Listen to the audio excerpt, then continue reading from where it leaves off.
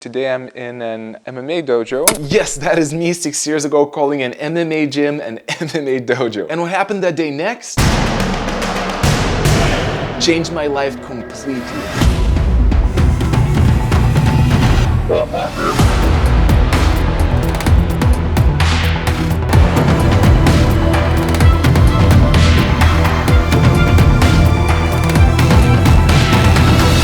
And this is the story of how it all began.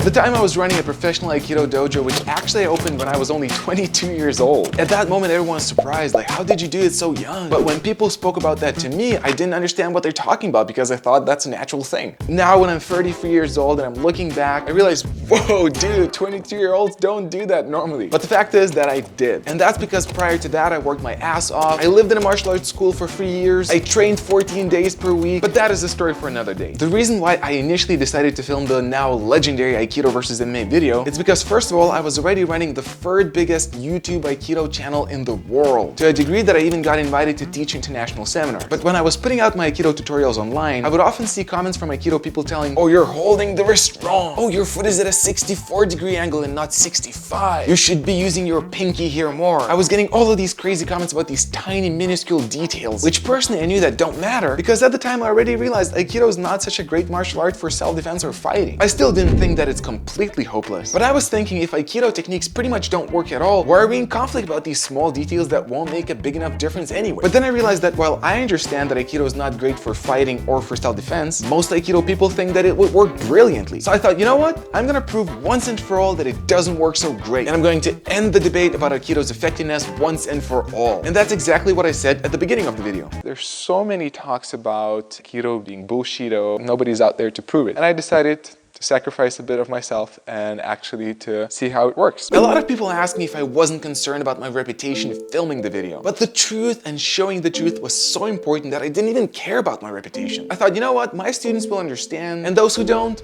them. The truth was simply more important to me. But when I decided to film the video, I didn't even have a clue of how I'm going to pull that off. First of all, I didn't personally know even a single MMA fighter. Secondly, in my Aikido community, I was convinced that all MMA fighters are meatheads, that they're nasty, brutal, bloodthirsty animals, and that if I will ever have to do anything with one of them, I will get beaten to a pulp. Yep, I was ready to take the risk, but still I thought I need to find an MMA fighter that would agree to beat me up in front of the camera. But ideally I wanted to find at least someone decent who wouldn't kill me. So my first idea was to ask my girlfriend, who at the time was teaching yoga at an MMA gym, or should I say MMA dojo now. I asked her if there's an MMA fighter who's capable, but also who's somewhat of a nice guy. So she went to the gym there and asked the guys, and in order to convince them to film with me, I asked her to tell them that this video is going to be a good promotion for them. Now their reaction was, they laughed. Not only because they thought that this is a crazy idea, but also because they thought that this video is not going to reach many people at all. Today, by the way, the video has over 4 million views. But that aside, my girlfriend did find an MMA fighter who was capable and a pretty nice guy. And that guy was Tadas. And he was a pretty capable guy. I mean, listen to his bio.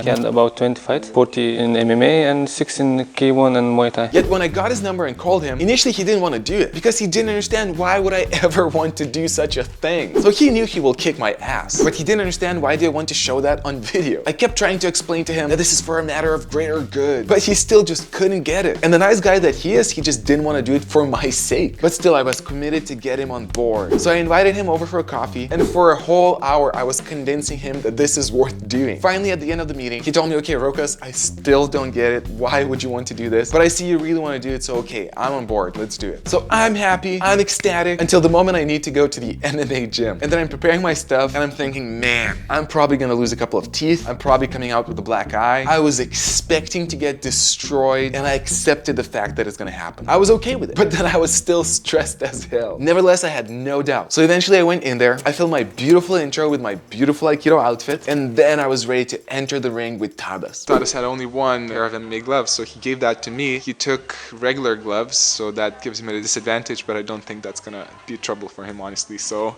There we go. By the way, many people think that pulling off Aikido with gloves is much harder. Personally, that never bothered me once I started learning to do it. But that was not the case yet. Now, do take note, this was my first ever time in a ring, yet alone sparring an MMA fighter. I don't think I even knew I had to touch gloves before sparring begins. And I already said, I did not expect my Aikido to work great. But I still had hopes that at least I will do something. And the fact is that I didn't.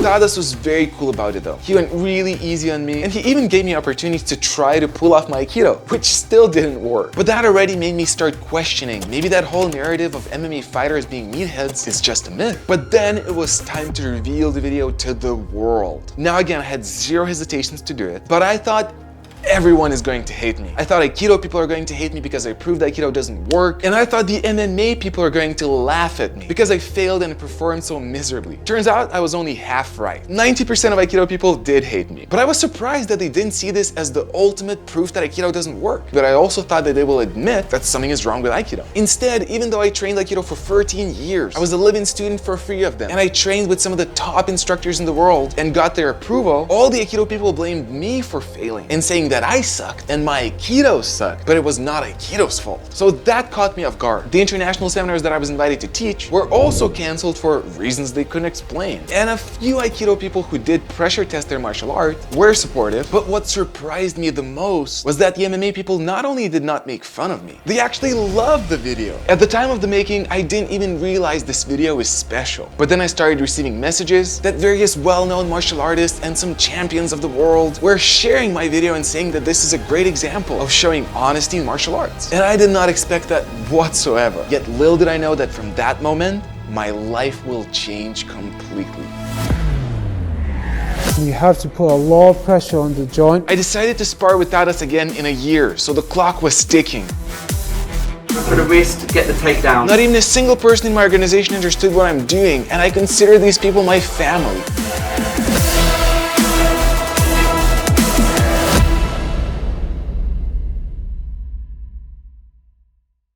After training Aikido for more than a decade, I stepped into a ring for the first time, got my ass kicked, released a video recording of it happening, and now suddenly the whole Aikido world hates me while the MMA world loves me. Now I did not see this coming. But as I said in the previous video, I was naively expecting that this video will prove to the Aikido world that it's not effective and that it will end the debate once and for all. Yet the fact that the Aikido people were still not willing to admit that, and regardless that they don't go out and test it out themselves, and the fact that many Aikidoka who did try to pressure test their Aikido failed in the process and had a similar experience to mine but never put it on record, all of that pushed me to continue to explore and question Aikido even more. Then one day I received a call from my Aikido Sensei. During this call he tried to play it cool and he says that he likes that I'm questioning Aikido, that he likes the Aikido versus MMA video, but the more I spoke to him, the more I could feel that it's actually bugging him. Nevertheless, I continued to make videos questioning Aikido until one day I received a group message that shocked me in 3 different ways. Now this group message was sent by my Aikido Sensei to all of the instructors of the Aikido organization that I was a part of. And I was a part of that message too. And in that message, my sensei was explaining that he has concerns about me questioning Aikido and essentially giving me a hint that I should either stop doing it or I should quit the organization. Now that's where the first shocking thing came up for me. It was the fact that I was part of that message and the message was talking about me, but I was not directly being addressed. That was weird in multiple ways. But the most upsetting part was that my sensei kept teaching me about conflict resolution ways and he kept telling me that you always have to address the problem directly with the person that you have the problem with, that you should never go behind their backs or go in ways around them. And yet there's a message talking about me and not addressing me directly. I then tried to explain to everyone what I'm doing and why I'm doing this. I told them that this is a universal problem that Aikido has, that there's a lot of ego-centeredness, arrogance, and misunderstandings in Aikido that I want to address. That's where the second shocking thing came up for me. And that was no matter what I was explaining, all the other instructors, they just couldn't see what I'm talking about. And that was a huge surprise to me because these things by now were evident to me that Aikido has these problems. Yet no matter how much I continued to explain, they just couldn't see what I'm talking about. Then finally I became so frustrated that I decided to leave the organization. And then it became clear that my sensei did not see this coming. And I think that primarily happened because this was not the first ultimatum that he gave me. In the past, he would give me other ultimatums, like the time when he said that I should quit doing BJJ because he thought it's gonna ruin my relationship with Aikido. And then although I still regret this to this day, back then I gave in to that ultimatum and I temporarily quit BJJ. Yet this time I was not ready to give in. And that's where the third shocking moment came up. And it was the fact that the people who I considered my family members, who I lived with and trained with for years, not even a single person wrote to me after I quit the organization. Initially I was not only hurt about that, but I was also confused. How could these people who are so dear to me not even write me a message asking how I'm doing? But then the more I thought about it, the more I realized what's probably happening behind this. And that was the fact that this Aikido organization was actually showing signs of a cult mentality. As it turns out that when you change your beliefs and leave a cult, that's actually a very usual symptom, that the other cult members, they disassociate from you entirely. Realizing this, I became so upset that I decided to put on record and I made a video about quitting my Aikido organization. And you can see how upset I was during the making of it. That whole sensei is the guru, he knows it all, you don't question the sensei, you're always inferior to the others. It's just, I could just go on and on and on. But the truth is more important than our reputation. Yet when I published this video and started reading comments from it, I started realizing that this type of cult mentality is very common in many Aikido dojos and even in other martial arts. This pushed me to continue to question Aikido even more. But then I was still running my professional Aikido dojo, so I decided to go in a 50-50 way. During some days I was teaching Aikido as a good old Aikido instructor, and on the other days I was working to make my Aikido functional. To motivate myself even more, I offered to Tadas, the professional MMA fighter, that we should meet in a year and do an Aikido versus MMA sparring again. So the clock was ticking. During this time I interviewed various experts, ranging from a UFC fighter, a representative of a style of Aikido that is considered to be more functional, and other Aikidoka who already pressure tested and evolved their Aikido. And all of them gave me bits and pieces of advice how to improve my Aikido. During the year, I also kept pressure testing my Aikido myself. Yet once the time came to spar Tadas again, I was not feeling confident. As I was coming in to spar him, I was mainly going to rely on a strategy that was offered to me by a fellow pressure testing Aikidoka, Nathaniel, which was a mix of Aikido and wrestling blended in with some striking. Yet then I was still fresh and green in the world of combat sports, and I didn't realize that even if you have a tool that works, if you're trying to apply it on someone who's way better than you, it's not gonna work. And that was what essentially was happening.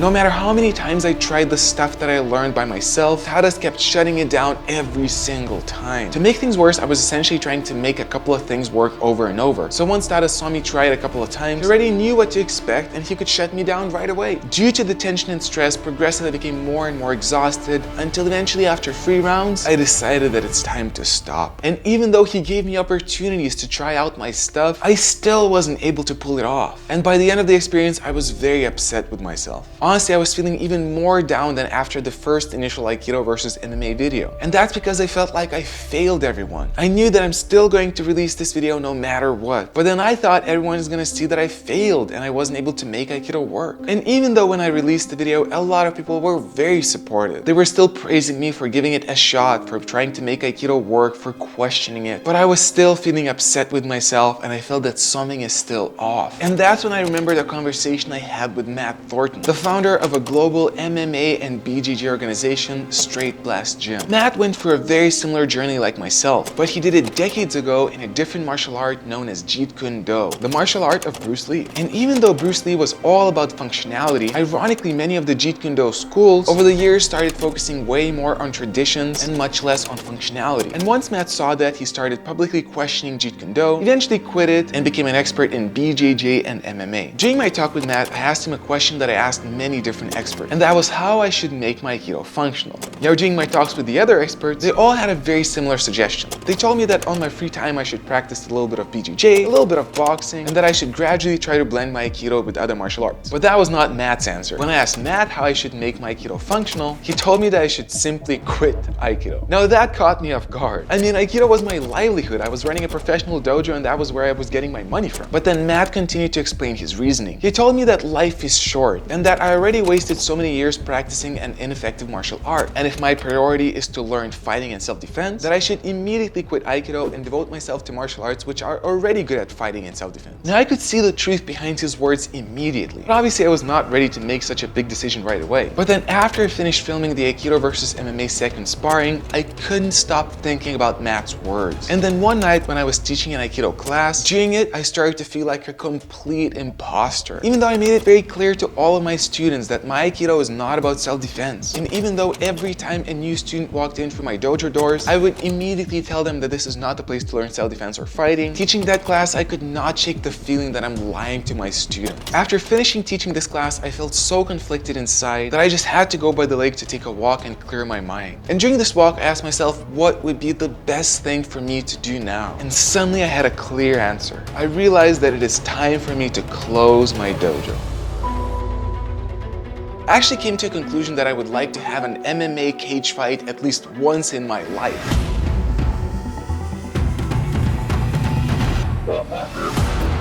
There was one more thing I needed to do, and that was to meet Tadas, the pro MMA fighter, and to spar with him and to see how much I really progressed. This is me, an Aikido black belt in an MMA cage. This is also me, 3 years later sparring the same MMA fighter who kicked my ass when I was doing only Aikido. And this is me before that sparring, training with some of the best MMA fighters in the world. But this story began after I tried to make my Aikido work for a year, failed, and then I was set to close my Aikido dojo. On the one hand, that was a scary move because running an Aikido dojo was my main source of income. On the other, I was considering that my YouTube channel was continuously growing and that if I would put all of the energy that I devote to running my dojo into running my YouTube channel, that would potentially become my main new source of income. The craziest part though was that I didn't even have a clear plan of what to do next. But I was so committed to being true to myself, to not pretending that I'm teaching something that I love, and at that moment I have lost my love for Aikido, so that running my dojo was just not an option for me anymore. I did have some ideas of what I want to do though. I always took my bucket list very seriously, and after the 2 Aikido versus MMA sparrings, I actually came to a conclusion that I would like to have an MMA cage fight at least once in my life. And I was more or less starting to prepare for it. While I was still running my dojo, I started regularly going to MMA and BJJ classes, actually at the same gym where I did the Aikido versus MMA sparring. I even actually did a few BJJ competitions, and in my very first competition, I actually even pulled off an Aikido move, which helped me get into a better position, but I still lost that fight. Nevertheless, at that moment, making Aikido work was not my priority. Essentially, I just wanted to become good at fighting. Something that I already initially wanted when I started Aikido, but realized that I never learned. Yet going to only a few classes per week was just not enough. I mean, I was already 28 years old, and I spent so much time learning Aikido that I wanted to become equally good at fighting, but training just a few times per week was just not cutting it. Yet it turns out a huge opportunity was waiting for me. But I didn't know about it yet, and I still had to officially close my dojo. Initially, I thought everyone is gonna be fine with me doing that. I mean, I didn't feel much love anymore for Aikido, so I presumed that my students also lost their love for Aikido as well. So I gathered up all of my instructors and senior students, and in a lighthearted way I said, so actually I decided I'm gonna close the dojo. And then suddenly I see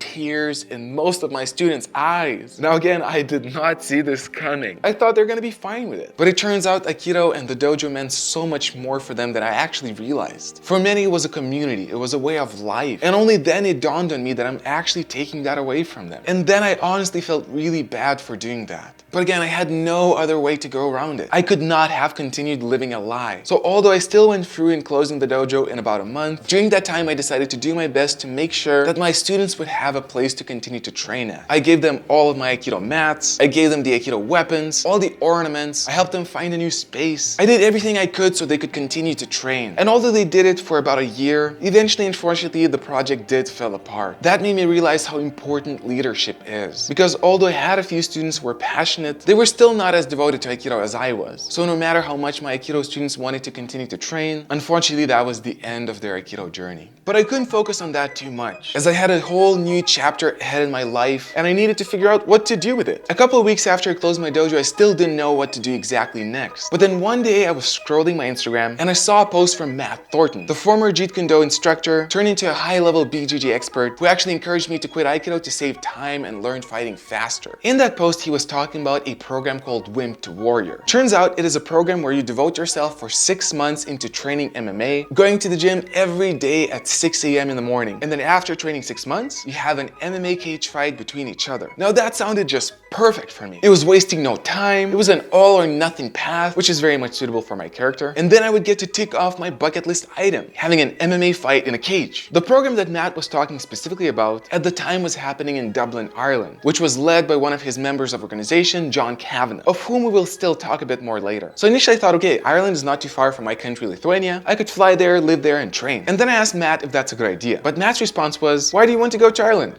Come to the States. It turns out they had the same program in Portland, Oregon, and Matt promised to help me settle in and figure out what's what in Portland. Now this sounded like an awesome opportunity. First of all, I admired Matt a lot. He was like a role model to me. And then I always wanted to go to the States. I just never realized I'm gonna go there to have an MMA fight. So I said yes. I tied up all my loose ends in Lithuania, and in a couple of months, I was living and training in the States. But that was a huge challenge on its own. Since I'm an all or nothing type of guy, I decided to train not only the 5 times per week, which was part of the program, I also did additional MMA and BJJ classes. I ended up doing 10 to 15 BJJ and MMA classes per week, which was fine for the first couple of weeks, but then my energy tank started to decrease. Only later I realized that I was overtraining bad. And I don't know if you know, but overtraining is not just a term. It's actually a real phenomenon that happens to you. And then if you train too much, you're actually not progressing anymore. You start to regress because your body just can't keep up and it doesn't properly take in all the changes that you get from training. The fact that 5 times per week I had to wake up at 5 a.m. and be at the gym at 6 a.m. was not helping because I barely was getting any sleep, as I'm a night owl type of guy, and I went to bed at around 1 or 2 a.m. because earlier I just couldn't fall asleep. Nevertheless, it was still an amazing experience to train MMA for 6 months. And eventually the time for my fight came. I was set to fight another Wimp to Warrior participant from Montana, where the fight was going to take place. I went there with my coaches and I was excited about the fight, but at the same time I was overtrained, I was burnt out, I was exhausted. Nevertheless, I was still confident. I trained so many times per week for 6 months in a row that I was sure that I have this in the bag. And when the time came to fight, I wasn't even afraid. I just felt I have a responsibility to do a good job and to prove to everyone that I learned to fight. My plan was ambitious. I wanted to have a clear win in round 1. So as soon as round 1 started, I went all out.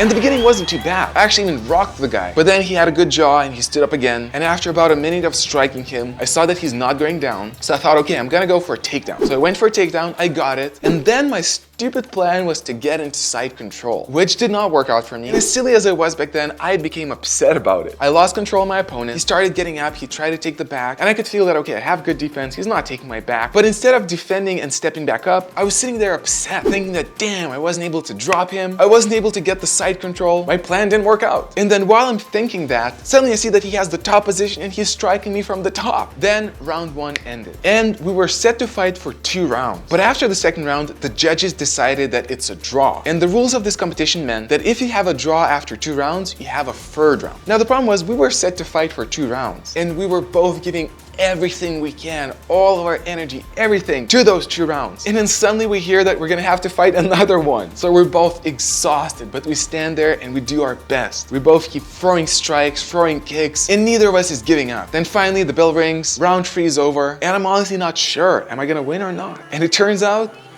I did.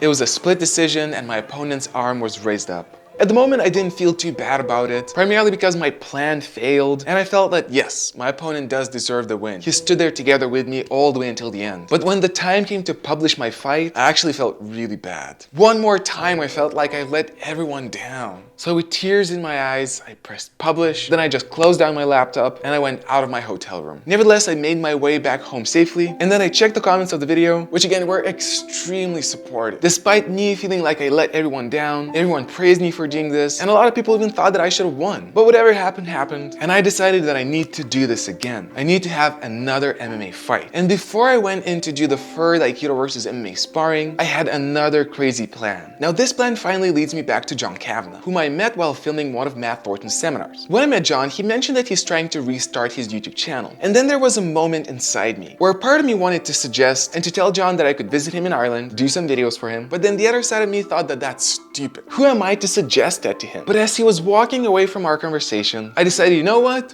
F it. I'm gonna suggest this crazy idea, and even if he rejects it, at least I will have tried. So I tell John that I could film him in Ireland, and he says, well, okay, send me an email about your ideas. I send my email, he likes them, and the next thing that's happening, for 3 months I'm living in Ireland, Dublin, filming Coach John Kavanagh, and training with his pro team. Now that's where the most important part is, because I thought that if I want to become the best I can be, I need to train with the best. And these guys were the best. There were multiple champions of different leagues, there were UFC, Bellator fighters. These guys were beasts. And John was kind enough to let me train with them, but the problem was I was nowhere near their level. Nevertheless, I decided to stick through with it. So for the next 3 months, every single day, I was going to the gym, training with the pro guys, and I got my ass kicked all the time. Now don't get me wrong, the pro MMA guys were incredibly cool. They were taking care of me, they never punched me too hard, and they never went too hard on me, but they were just on a whole completely different level. So even though there were a couple of guys that I could stand my ground with most guys I felt like I'm the worst guy in the planet. And being already burned out from the 6 months of training in the United States, I was not doing a good job of recovering here, because after every single class, I was completely exhausted. And I also didn't feel like I'm getting any better because I was constantly getting my ass kicked. But then after 3 months, when I was ready to leave back to my home country, Lithuania, where I actually met my now wife, Gabby, who you may know as the zombie killer, before I went back, I went to a BJJ class. And as I'm rolling with one of the guys, I'm just destroying him. And being as silly as I am, after a rolling, I say, hey, are you new here? He's like, oh no, I've been training for like a couple of years. I'm like,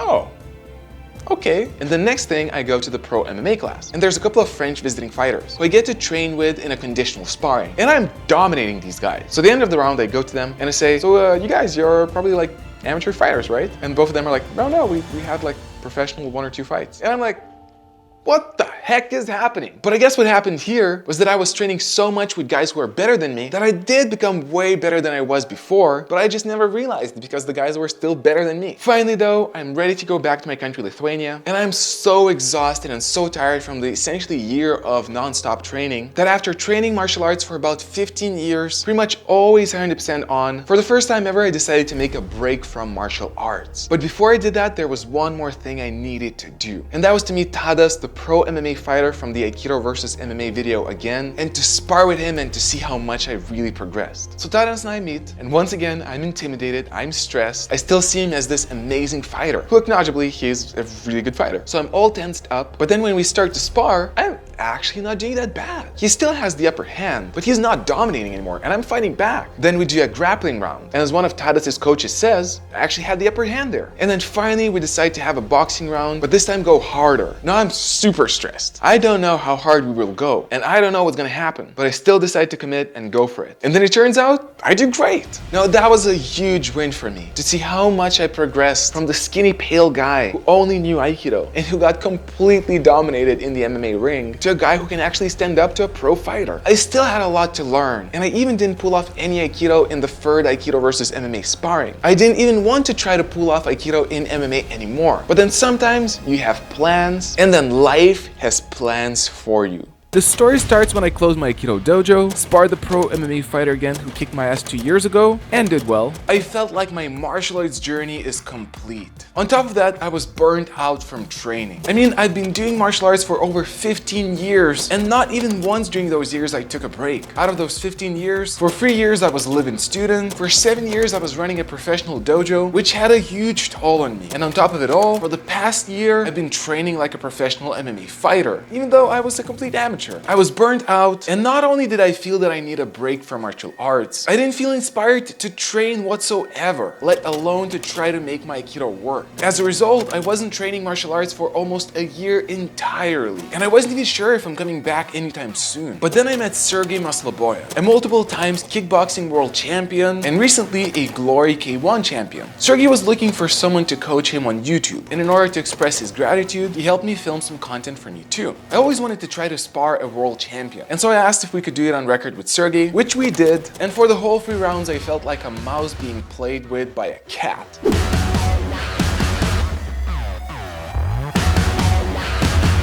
And this experience slightly rekindled my flame for martial arts, as I started wondering what would it take for me to reach a level where I would at least pose a challenge to Sergey. He then invited me to join his private group which he was teaching personally. Initially I was hesitant, I didn't really know if I wanted to get back to regular training, but then I decided to give it a shot for a month. And then a month later, I was training 3 times per week. And then a couple of months later, I was training 4 times per week. And soon enough, I was crazy about martial arts again, training 5 to 6 times per week. Now, a lot has happened over those 2 years. I continued to train kickboxing intensively, I had a second MMA fight, I started doing pure boxing, and I even made some small attempts at trying to make my Aikido work again. Nevertheless, I was still not taking my Aikido quest seriously. I would casually try it out here and there, but I didn't think much of it, as I thought that trying to make Aikido functional is a useless endeavor. But that is until I met Jeff Chan. Now, Jeff is a high-level professional MMA fighter. On top of that, he runs a successful YouTube channel called MMA Shredded, where he gives out tons of really good advice for MMA and fighting. Now, it happened so that recently I organized the Ultimate Self-Defense Championship, a reality series where I brought in 6 martial arts YouTubers together, including myself, and we competed in various self-defense challenges to see who does best. For example, such as fighting in a moving bus, escaping a warehouse full of knife attackers, and more. And Jeff Chan was one of the contenders that I invited, and we competed against each other. Now, despite the fact that the Ultimate Self-Defense Championship was super intense, for 5 days in a row we were competing against each other in various self-defense challenges again and again. But then also all of us are YouTubers, so we couldn't miss a chance of making collabs together. As a result, at the very end of the day, when we were all spent and exhausted, at around 11 p.m. or midnight, we would gather up in one of the gym areas and we would start filming videos together. Now, a lot of those videos were sparring videos. And personally, I didn't even think that it's worth sparring Jeff for me, because he's so high level, and essentially I'm still very much an amateur. My plan initially was to ask Jeff for advice how to make Aikido more functional. Since during my journey, I realized that people who are already really good at fighting, they generally have a capacity to look at a technique which doesn't really work and to modify it in a way where it becomes effective in bare minutes. But then Jeff was really adamant that we should spar and that I should try to apply Aikido on him. Eventually he convinced me to do it, but I had a lot of doubts. And I even made it clear and put it on record at the very beginning before our sparring. I have to give a heads up, I don't think Aikido works great, but I try to modify it. I learn a few techniques which I apply once in a while. I'll do my best to apply them, but I can't guarantee anything. He's a lifelong martial artist, learning. Jeff is a really nice guy, by the way. Even though I was significantly bigger, Jeff's skills are way superior. So I was doubtful if I would be able to pull off even a single Aikido technique. Nevertheless, I decided to give my best and the sparring began. Okay, set it up with your superior striking first. Right, yeah. Now, do take note, Jeff is not going hard in this sparring. Well, I guess I'm not going hard either though. One way or another, with Jeff not fighting for his life, pulling off Aikido moves on him was way more possible. At the same time, my original Aikido versus MMA sparring partner, the professional MMA fighter, he was not fighting for his life either, and he was even giving me chances to try to pull off my Aikido techniques. And I still wasn't able to do it on him. So there were no guarantees of success with Jeff Chan either. So there I was, doubtful if I will be able to pull off in a single technique, but I learned over the years that one of the best ways to pull off Aikido techniques is by going into a clinch. So I clinch up and then bam! I perform a modified Aikido technique known as Ikkyo, a technique that uses pressure on the elbow and shoulder to bring the person down to the ground. Now Jeff eventually rolls out of it, showing that my technique was still only half effective. But then suddenly I'm starting to think, okay, if I pulled off one technique, maybe I'll be able to pull off more. So I had to try. I continued to try to get into the clinch again and again in order to maximize my potential of pulling off Aikido techniques. And I wasn't successful every time. But once I was,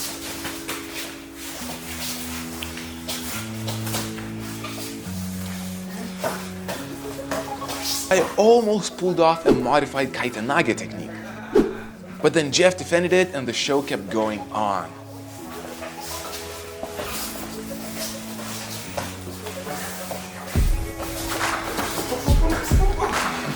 I then went for a clinch again and again.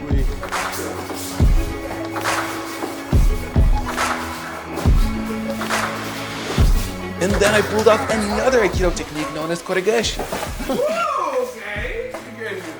Don't talk anymore. Go, go, go. The same one I pulled off years ago in a BJJ competition. Since eventually Jeff still rolled out of it, it became clear I still need to improve my ability to control the opponent after I take them down with an Aikido technique. But the sparring was already looking much better than I initially expected. And then things kept getting better and better. Soon enough, I pulled off a Sankyo, a wrist lock access by going down under the elbow and putting pressure on the shoulder through the wrist. I went for another modified Kaitanage.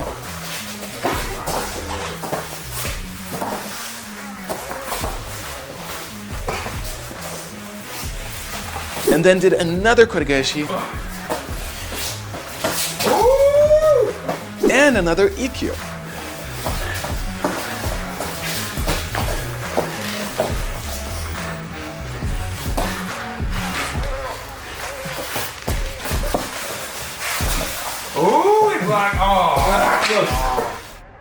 And all of this success made me think that maybe trying to make some Aikido techniques functional isn't a lost cause after all. I clearly still needed to put a lot of work into them, but the potential was there. And the techniques that I worked on for more than a decade and that initially weren't successful in a fight suddenly became possibly effective. Then right after the sparring, Jeff gave me some tips on how to make my striking guard better, mainly by using a long guard, a striking position of the arms usually used in Muay Thai, which interestingly enough also reminded me of the traditional Aikido stance, making me even more interested to explore this position. But then finally, my revelation that my Aikido quest should continue received another push, as I was about to spar a karate black belt, Sensei Seth.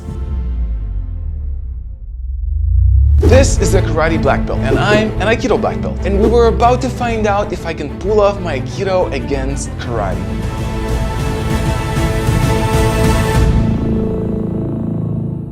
But his journey starts when I sparred another karate black belt, Jesse Enkam, who did not go easy on me. No matter what I tried, I couldn't get close enough to him to apply my Aikido. Yet over the years, I realized that the best place to pull Aikido off is in the clinch, the closest fighting position. But successfully getting into a clinch is an art on its own, which I haven't yet mastered when I was sparring with a karate nerd. My failed sparring with Jesse, where I did not pull off even a single Aikido technique, then led me on a mission to Thailand, where I spent a week training at the most well-known Muay Thai gym in the world, Tiger Muay Thai, with a goal to improve my clinch, since Muay Thai is one of the best when it comes to getting into a clinch and working from it. Here, I was joining regular classes and I also went to privates. But while the privates with the local coaches were good, it was mostly about doing, aka punching and kicking the mitts, and not a lot of time for questions. Meanwhile, I had a lot of questions I had to ask in order to learn to clinch and to make my Aikido work. Luckily, as I was training in the advanced group, I started seeing another area of the gym being worked by the pros, where they were giving a lot of attention to details and questions were asked constantly. I knew that while I'm here, I just have to get into that class as well. So right after, as shameless as I was, I searched around the entire gym and found one of the two coaches who happened to be Rafael Fiziev, the currently ranked number 6 lightweight fighter in the UFC. And once I found him, I told him that although I suck as a fighter and I'm just an amateur, I really want to get into his class. And lucky for me, he agreed to let me join. And the next day when I joined Rafael's class, it happened to be a class on clinching, which Rafael is amazing at, and it was exactly what I needed. But after the class ended, I still had a lot of questions. And to my unfortune, Rafael quickly disappeared from the scene. Yet luck still didn't turn away from me, as the second coach was still hanging around. And this guy was a beast on his own. It was Matthew Semper, professional Muay Thai fighter with close to 100 fights, out of which he won a whopping 41 of them with a knockout. He also has an inspirational story of moving to Thailand in order to transform himself from a 320-pound gamer into a 160-pound beast. Once I asked Matt my questions about setting up the clinch, he was very generous with his detailed answers, during which he explained that as a small fighter, he's often forced to set up a clinch. And he usually does that by throwing overcompensating shots, using feints to close the distance, or forcing the opponent to defend and then coming in. Then after working on the clinch for a while and spending 2 2 more days training at Tiger Muay Thai, it was time for me to come back home. But now I had expanded my tool set and had new material to work during my kickboxing classes. Now the question was, will this be enough to compensate for my lack of knowledge during my first Aikido versus Karate sparring? And if I will be able to redeem myself sparring Karate black belt Sensei Seth? It was time to find out the answer. Although I knew it's not going to be easy, as Seth is a big, strong guy. You could almost say like a tank. And speaking of tanks, this video is sponsored by War Thunder, the most comprehensive vehicle combat game ever made. It's an immersive combat experience with more than 2,000 tanks, planes, helicopters, and ships, with insane dedication to authenticity. Each vehicle in the game is crafted with amazing attention to detail and is historically accurate. War Thunder captivates military history fans with its extensive vehicle collection, spanning with over a century of warfare evolution. My favorite part of the game is the hyper-realistic vehicle damage system, which adds a new level of immersion. This, combined with stunning 4K visuals and authentic sound effects, really brings the battlefield to life. The game is available on multiple platforms and previous console generations and is completely free to play. When you register on PC using my link, you'll receive a massive bonus pack. Just click the link in the description or pinned comments. And now, for a limited time only, play War Thunder's special event with Atomic Heart, an FPS game set in a mutant-infested Soviet future. Fight or control awesome machines and get cool rewards. Just hurry up as the event ends in July. Now, back to the sparring.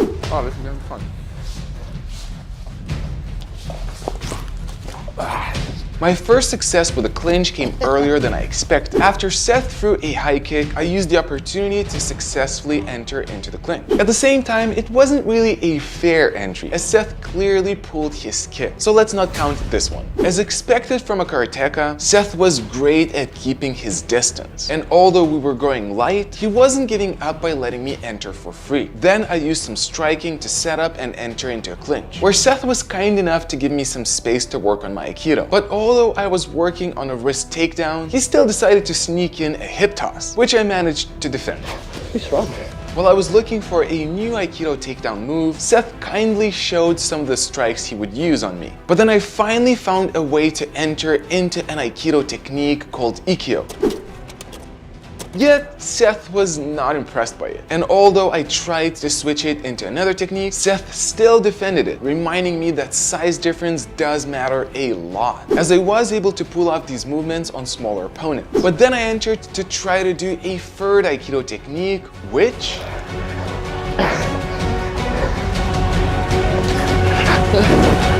led into an actual takedown. And then, after climbing Seth as a tree, I was trying to like straight face to the camera. It did hurt. I can't let you get close to me. we restarted. During our second round, I managed to get into a clinch after a few attempts. But then finding an Aikido technique there was still not easy. And after multiple failed attempts, we took a break, during which Jeff Chan fed us some Australian snacks, and Seth gave me some additional tips how to improve entering into a clinch. Use the same motion that I would typically do to kick you. I'm gonna make you think kick. And after putting in some practice time on what Seth taught me, we were ready to go for a final round at my attempt to pull off Aikido against Karate. And this time, I was already starting to apply what Sensei Seth taught me. But the question was, will that be enough to make my Aikido work? And although Seth was defending my moves,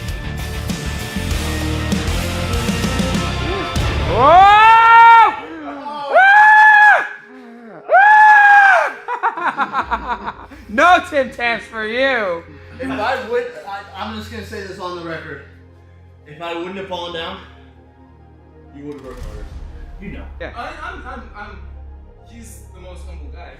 I'm the most humblest. I should write a book on being humble. I'm like number 2, so I never like think like, oh, this is good. No. You got that wrist lock, and it worked. It worked really well. I'm gonna have to shake my wrist out. finally I pulled off another Aikido takedown. There were many times during my Aikido journey where after trying to make it work and failing, I came to a conclusion that it's not going to work. But maybe the conclusion I should have come to is that I wasn't able to make it work yet.